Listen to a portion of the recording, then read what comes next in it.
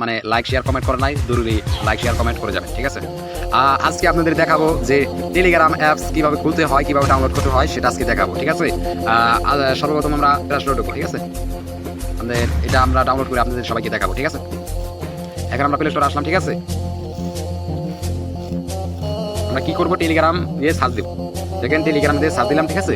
Continue search দেওয়ার পর, ঠিক আছে, এই দেখুন আমাদের লোগোটা, এটা দেখে ডাউনলোড করে ঠিক আছে। আমি টেলিগ্রাম দিয়ে সার্চ দিলাম, ঠিক আছে। আমাদের স্টোর আছে, যারা ইউজ করেন নাই তারা এখন ডাউনলোড করি, ঠিক আছে। টেলিগ্রাম অ্যাপসে আমরা ঢুকে গেছি, ঠিক আছে। এখন আমরা দেখবো যে কিভাবে অ্যাকাউন্টটা করতে হয়। আমার অ্যাকাউন্ট করা আছে, ঠিক আছে। আমরা সেমভাবে আমরা দেখাবো যে টেলিগ্রাম অ্যাপস কি করতে হয়। দেখুন, মানে একটা টেলিগ্রাম যে ডাউনলোড করবেন এইভাবে একটা শো দেখাবে, ঠিক আছে। আপনি টেলিগ্রাম অ্যাপসে ঢুকবেন, এরকম একটা শো দেখাবে, ঠিক আছে।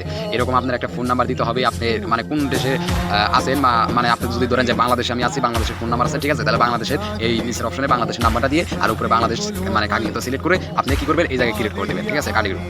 ক্লিক করার পর, ঠিক আছে, কিছুক্ষণ অপেক্ষা করবেন। দেখুন এখানে আমাদের মানে জিমেল শো করতেছে, ঠিক আছে।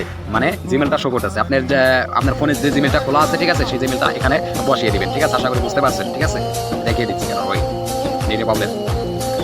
এখন আমি আপনারা কিভাবে বসাবেন দেখেন, এই যে এইভাবে মানে গুগল সেটিং আছে, আমি এই জায়গায় ক্লিক করছি, ঠিক আছে। আমার নেটে প্রবলেম দেখে আমি ভালোভাবে দেখাতে পারতেছি না, কিছুক্ষণ ওয়েট করেন। আমার চলে এসে পড়ছে, দেখুন একটু ওয়েট, আমার নেটে প্রবলেম। দেখুন আমার জিমেল আইডি অনেকটি আছে, সেটি শো করতেছে। আমি যে কোনো একটা জিমেল আইডি আমি বসিয়ে দিব, ঠিক আছে।